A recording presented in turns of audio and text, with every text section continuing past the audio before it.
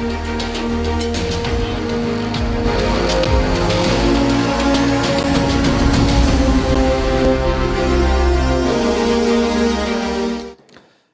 स्वागत है आपका संसद टीवी पर। मैं हूं मनोज वर्मा और आप देख रहे हैं हमारा खास कार्यक्रम मुद्दा आपका। आज हम बात करेंगे पेट्रोलियम उत्पादों को जीएसटी के तहत कैसे लाया जाए, क्योंकि वित्त मंत्री निर्मला सीतारमण ने हाल ही में कहा है कि पेट्रोल डीजल जैसे पेट्रोलियम प्रोडक्ट्स को जीएसटी के दायरे में लाने के लिए राज्यों की सहमति जरूरी है। जीएसटी काउंसिल भी राजी हो जाती है तो पेट्रोल डीजल को जीएसटी के दायरे में लाने के संबंध में फैसला लिया जा सकता है। कुछ समय पहले पेट्रोलियम मंत्री हरदीप सिंह पुरी ने भी पेट्रोल डीजल को जीएसटी के दायरे में लाने का जिक्र कर चुके हैं। पेट्रोलियम मंत्रालय पिछले कुछ सालों से कई बार इसकी कोशिश भी कर चुका है। पेट्रोल व डीजल पर अभी उत्पाद शुल्क लगता है, जिसमें राज्यों की हिस्सेदारी भी होती है। पेट्रोल डीजल जैसे पेट्रोलियम प्रोडक्ट्स को जीएसटी के दायरे में कैसे लाया जा सकता है, कितना आसान है ये फैसला, इसे आज इस कार्यक्रम में समझने की कोशिश करेंगे, क्योंकि अक्सर इस मुद्दे पे चर्चा होती है कि जीएसटी के दायरे में पेट्रोल डीजल प्रोडक्ट्स को लाना चाहिए। मेरे साथ खास मेहमान जुड़े हुए हैं। हम बात करेंगे खास मेहमानों से भी, लेकिन दो खास मेहमान मेरे साथ इस समय स्टूडियो में मौजूद हैं। सीजीएसटी और सीमा शुल्क के पूर्व आयुक्त संजय शरण जी हमारे साथ इस समय स्टूडियो में हैं। संजय जी, आपका स्वागत है। और साथ ही हम बात करेंगे बिजनेस स्टैंडर्ड के कंसल्टिंग एडिटर शुभमय भट्टाचार्य जी से। शुभमय जी, आपका भी स्वागत है संसद टीवी पर। और शुरुआत संजय जी मैं आपसे करूंगा, क्योंकि यह मुद्दा आम जनता से भी जुड़ा है, देश की अर्थव्यवस्था से भी जुड़ा है, राज्यों की अर्थव्यवस्था से भी जुड़ा है, और हर बार इस पे चर्चा होती है कि पेट्रोल डीजल को जीएसटी के दायरे में कैसे लाया जाए। कैसे देखते हैं इस मुद्दे को आप?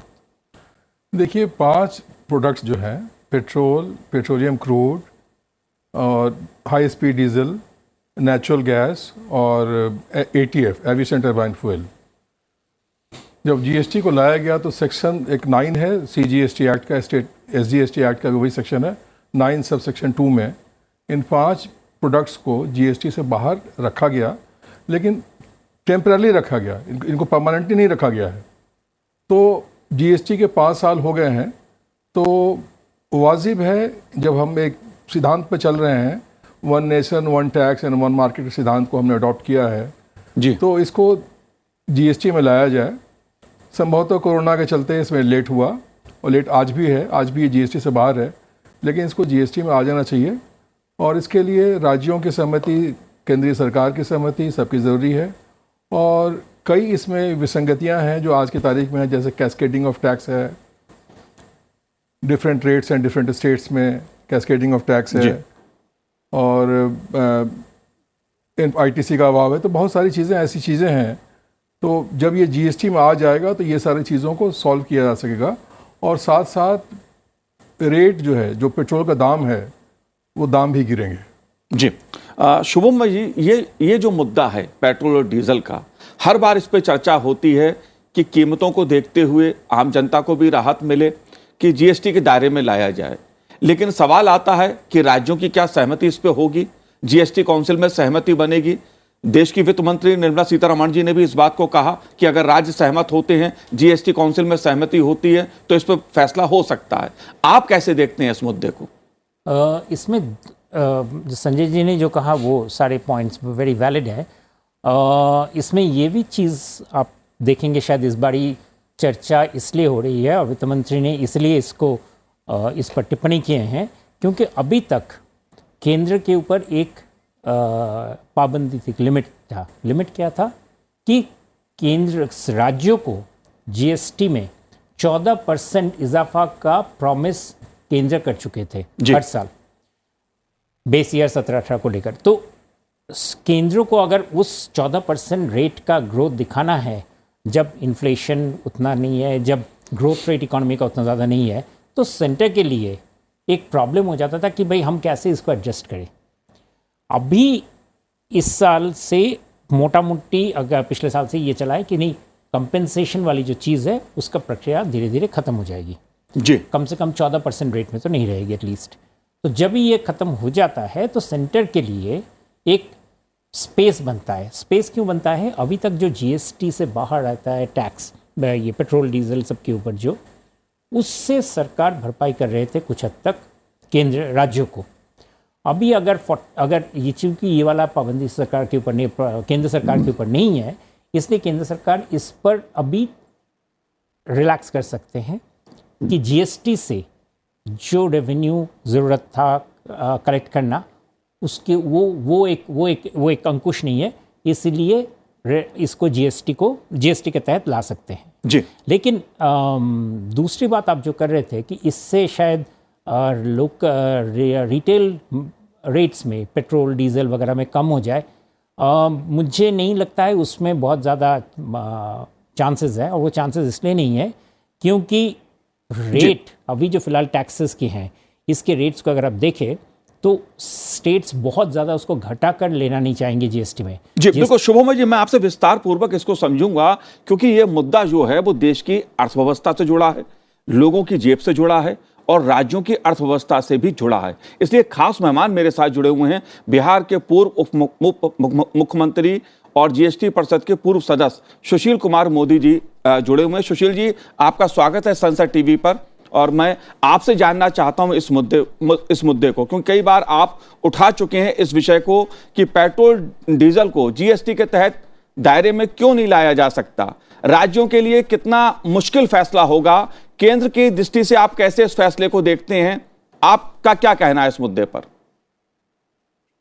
देखिए, मुख्य बात तो ये है कि पेट्रोल और डीजल, इन दोनों को अगर जीएसटी के दायरे में लाया जाता है तो सेंट्रल और स्टेट दोनों को मिलाकर लगभग 5,50,000 करोड़ रुपए का नुकसान होगा, राजस्व का नुकसान होगा।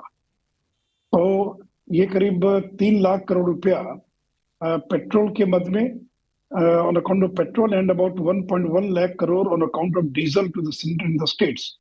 It means there will be a loss about 4,10,000 crore, यानी करीब 4,10,000 करोड़ रुपए का नुकसान केंद्र राज्यों को होगा। तो क्या ये संभव है क्या कि जब राज्यों के राजस्व में कमी आ रही है, ठीक है पिछले दिनों डायरेक्ट और इनडायरेक्ट टैक्सेस में बढ़ोतरी हुई है, लेकिन क्या सेंटर और स्टेट ये 4,10,000 करोड़ रुपए का एक साल में रेवेन्यू का शॉर्टफॉल हो जाए तो क्या कोई केंद्र राज्य सरकार तैयार होगी क्या? और लोगों को ये लगता है कि देखिए, जीएसटी में जो सबसे हाईएस्ट स्लैब है वो 28% का है। तो अगर 28% के स्लैब में अगर पेट्रोल और डीजल को रखा गया तो मैंने जो आंकड़ा दिया वो मेरा कैलकुलेट किया वो आंकड़ा है, तो लगभग 4,10,000 करोड़ रुपए का नुकसान हुआ। इसलिए निकट भविष्य में दूर दूर तक मुझे दिखाई नहीं पड़ता है कि पेट्रोल और डीजल को जीएसटी में लाया जाना संभव होगा। न केंद्र सरकार इतना बड़ा नुकसान सहने के लिए तैयार होगी और न राज्य सरकार सहने के लिए तैयार होगी। हाँ, अगर आप जो आज 28% जीएसटी लगा हुआ है इसको बढ़ाकर 40% कर दें, 50% कर दें, रेवेन्यू न्यूट्रल रेट कर दें, यानी जो रेवेन्यू न्यूट्रल रेट है उस रेट पर अगर आप डीजल और पेट्रोल पर अगर जीएसटी लगाते हैं, इससे राज्यों को कोई नुकसान ना हो, तब तो एक अलग बात है। लेकिन तो फिर फायदा क्या होगा? अगर टैक्स की दर में कमी नहीं आती है तो फिर आम जनता को इससे राहत कैसे मिलेगी? मुझे दूर दूर तक पिछले अगले 2-4-5 साल में तो नहीं दिखाई पड़ता है कि पेट्रोल और डीजल को जीएसटी में लाया जाना और संभव हो सकता है। ये बात अलग है कि अरुण जेटली ने उस समय संविधान में संशोधन कर ये प्रावधान कर दिया कि जीएसटी काउंसिल जिस दिन चाहेगी उस दिन वो पेट्रोल और डीजल को जीएसटी में और इंक्लूड कर सकती है जी। इसके लिए दोबारा संविधान संशोधन की आवश्यकता नहीं पड़ेगी। लेकिन इतना बड़ा राजस्व का जो लॉस है, ये मुझे नहीं लगता है कि दूर दूर तक इसकी भरपाई किसी भी अन्य व्यवस्था से हो सकेगी। जी सुशील जी, मेरा दूसरा सवाल आपसे ये है, मैं ये जानना चाहता हूं आम आदमी की दृष्टि से, क्योंकि ये सवाल राजनीतिक दृष्टि से बहुत उठाया जाता है, मैं आपसे समझना चाहता हूं, जो भी पार्टी विपक्ष में होती है वो पेट्रोल डीजल की कीमतों को मुद्दा बनाती है। जाहिर तौर पे आम जनता भी ये बात जानना चाहती है कि पेट्रोल पर इतने टैक्स लग जाते हैं कि उसकी कीमत बहुत बढ़ जाती है और उस पर राहत आम आदमी को नहीं मिल पाती है। जाहिर सी बात है, राज्यों की अर्थव्यवस्था का सवाल है, केंद्र की भी अर्थव्यवस्था का सवाल है। इस मुद्दे को आम आदमी की दृष्टि से कैसे देखते हैं? देखिए, एक तो पेट्रोल डीजल सिन गुड है, इसको पूरी दुनिया के अंदर सिन गुड के रूप में इसको मान्यता देगी, चूंकि प्रदूषण फैलता है, पर्यावरण प्रदूषित होता है, नंबर एक। और दूसरी बात ये कि हम इंपोर्ट करते हैं, और देखिए जो टैक्स आता है वो कोई सरकार की पॉकेट में तो जाता नहीं है। जनता को 24 घंटा बिजली चाहिए, अच्छी सड़कें चाहिए, 24 घंटा हमको टैप्ड वाटर सप्लाई चाहिए, अच्छे स्कूल चाहिए, अच्छे हॉस्पिटल चाहिए। तो आखिर ये पैसा, ये चीजें कैसे आएंगी? अगर अगर टैक्स का संग्रह नहीं होगा तो फिर स्कूल कॉलेज कैसे बनेंगे, फिर सड़कें कैसे बनेंगी? तो ये जो रेवेन्यू कलेक्शन होता है, जो टैक्स आता है, उस टैक्स से विकास के कार्यों पर सरकार खर्च करती है। अगर ये 4,10,000 करोड़ का रेवेन्यू लॉस हो गया तो समझ लीजिए अगले साल बिजली और सड़क और बाकी चीजों के अंदर जो है, और सरकार कोई काम नहीं कर पाएगी। तो इससे देखिए व्यवहारिक बात यह है कि जनता को अगर सड़क बिजली पानी चाहिए तो 4,40,000 करोड़ सामान्य राशि है क्या? और आप इसमें, और जैसा मैंने कहा कि देखिए दुनिया में कहीं भी जहां भी जीएसटी है तो जीएसटी के ऊपर भी टैक्स लगाया जाता है। तो अगर आप 28% जो जीएसटी का हाईएस्ट रेट है उसके ऊपर और 30-40% लगाएं ताकि रेवेन्यू न्यूट्रल रेट हो सके, तब तो राज्यों को नुकसान नहीं होगा। लेकिन राज्यों को इतने बड़े राजस्व का नुकसान की कीमत पर क्या कोई राज्य सरकार तैयार होगी क्या? या ये राज्य सरकार तो छोड़ दीजिए, भारत सरकार भी तैयार नहीं होगी, क्योंकि भारत सरकार को भी राजस्व की बहुत बड़ी क्षति इसमें से होने वाली है।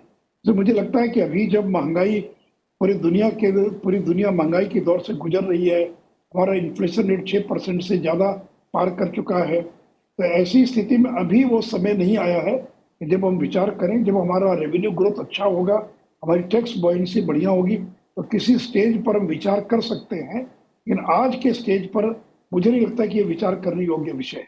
जी, एक सवाल पब्लिक के मन में और आता है, जनता के मन में, और जो नीतिगत रूप से देखने को मिलता है कि राज्यों में पेट्रोल डीजल के जो कीमतें हैं उसे लेकर समानता देखने को नहीं मिलती है। मैं जीएसटी की बात नहीं कर रहा हूं, राजस्थान में कुछ और रेट होता है, राजस्थान के किसी जिले में और रेट होता है, दिल्ली में रेट कुछ और है, यूपी में रेट कुछ और है। इसके पीछे वजह क्या है? इसको क्या समान किया जा सकता है पूरे देश में? नहीं, देखिए समान तो किया जा सकता है, इसके लिए जीएसटी काउंसिल को ही निर्णय करना पड़ेगा, क्योंकि वहीं सारे राज्यों के वित्त मंत्री बैठते हैं। लेकिन जैसा मैंने कहा, राज्यों के राजस्व आय का सबसे बड़ा स्रोत है पेट्रोल और डीजल पर लगने वाला टैक्स। लगभग 40% जो राज्यों की आमदनी है, हो सकता है थोड़ा आंकड़ा कम बेसी हो सकता है, तो आय का सबसे बड़ा स्रोत है टैक्स। पेट्रोल डीजल पर लगने वाला जो वैट लगता है वो सबसे बड़ा आय का स्रोत है।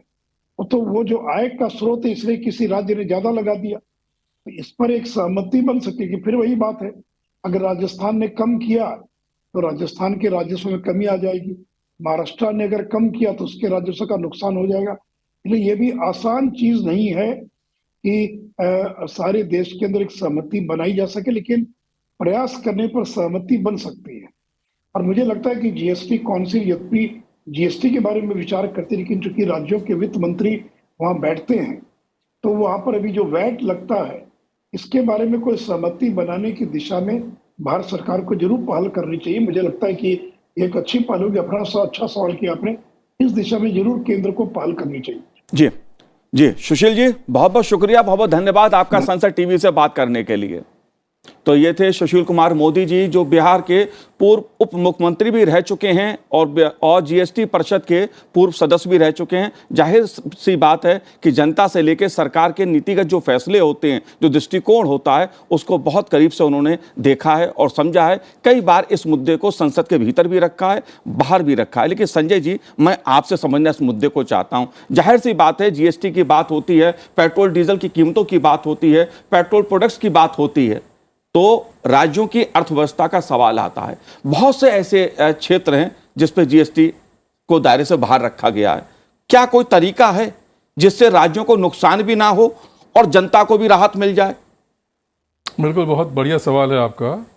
देखिए, मैं सबसे पहले इसमें एक बात बोलना चाहूँगा कि जब आप जीएसटी को लाया, आपने देश में आया 2017 में जीएसटी एक्ट के तहत, तो वहाँ पर जीएसटी को क्या डिफाइन किया गया? जीएसटी को ये डिफाइन किया गया कि GST is a tax on supply of goods और सर्विसेज और both except alcoholic liquor for human consumption.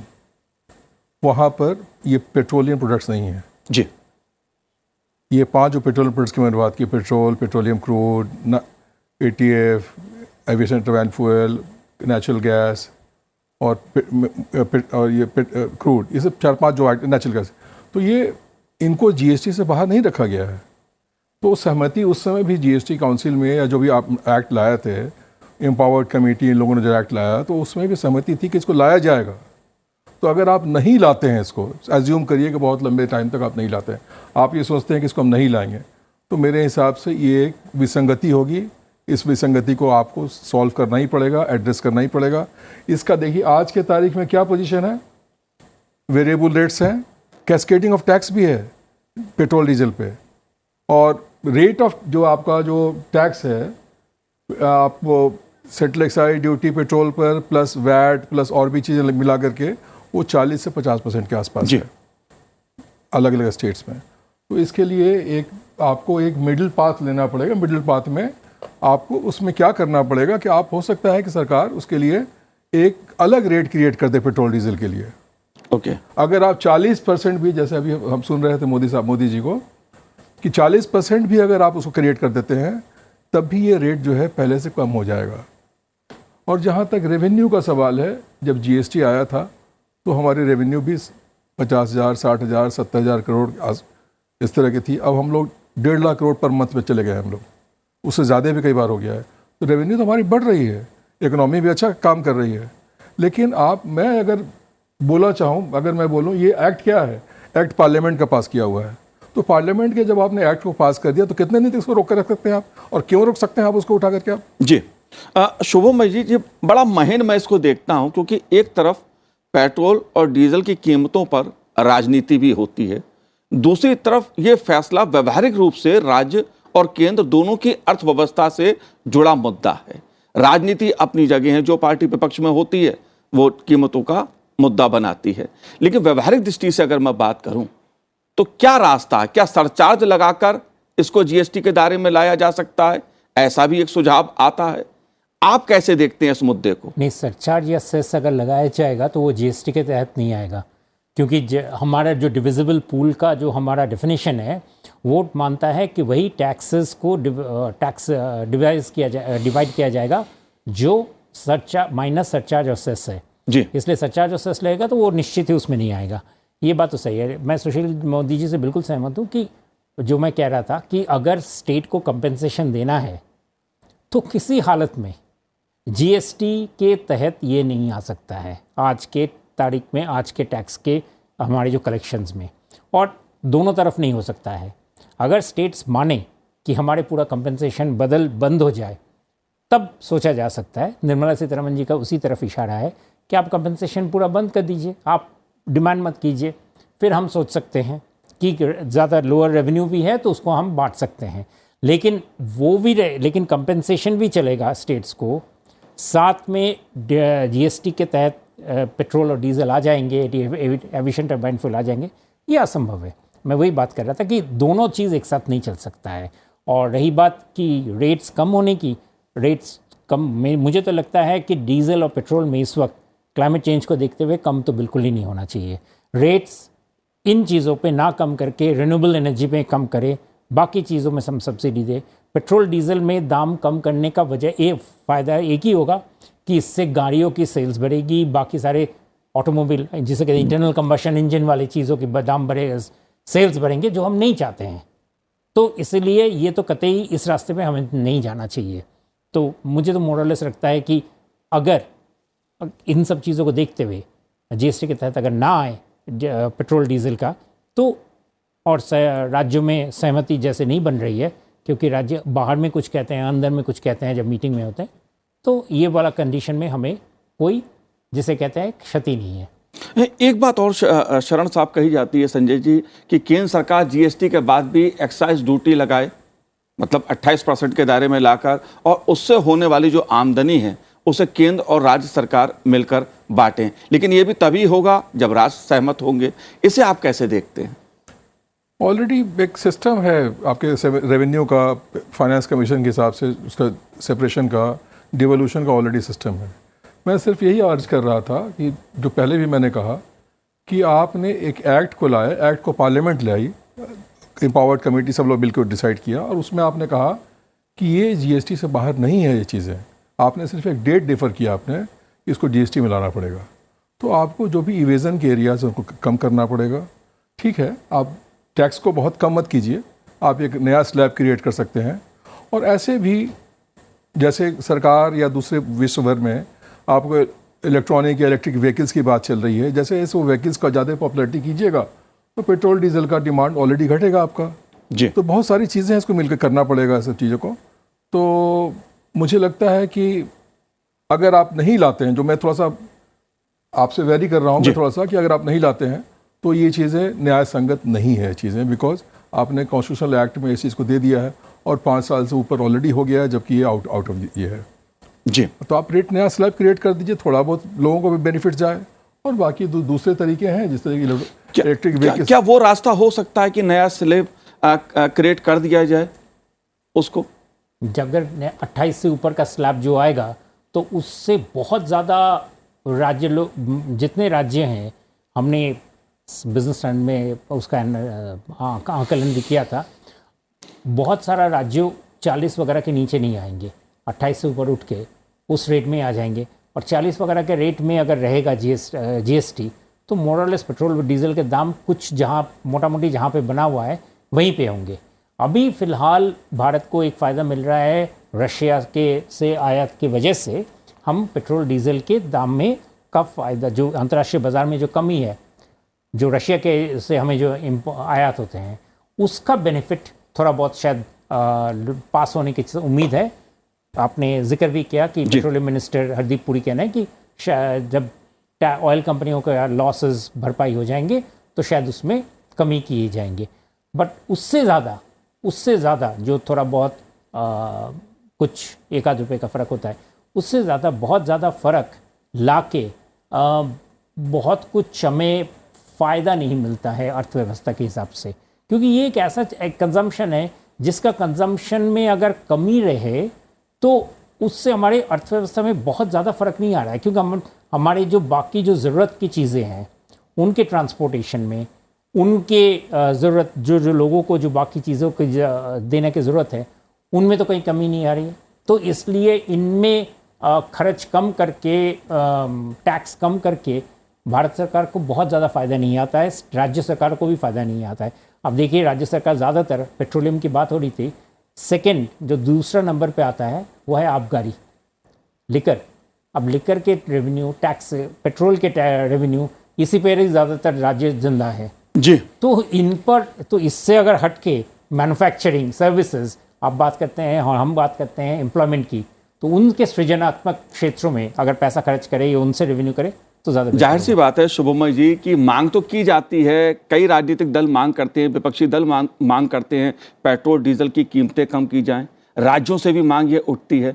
लेकिन एक जो आंकड़ा है कि पेट्रोल डीजल को यदि मौजूदा परिस्थितियों में जो भी नीतिगत परिस्थिति है जीएसटी की, उसके दायरे में लाया जाता है तो केंद्र और राज्यों को 4.10 लाख करोड़ रुपए का नुकसान होगा। और इस नुकसान की भरपाई कैसे होगी, इसका उत्तर फिलहाल ना राज्यों के पास है और ना केंद्र के नीति निर्धारकों के पास है। जाहिर सी बात है, एक बड़ा व्यवहारिक मुद्दा है ये, जिस पे बात तो खूब होती है, लेकिन पेट्रोल डीजल को जीएसटी के दायरे में लाना इतना आसान भी नहीं है। ये बात सही है, कोई भी काम असंभव नहीं होता है। बहरहाल आप दोनों ने इस कार्यक्रम में भाग लिया, बहुत बहुत शुक्रिया, बहुत बहुत धन्यवाद हमसे बात करने के लिए। तो आज इस कार्यक्रम में इतना ही, मुझे दीजिए आज्ञा, नमस्कार।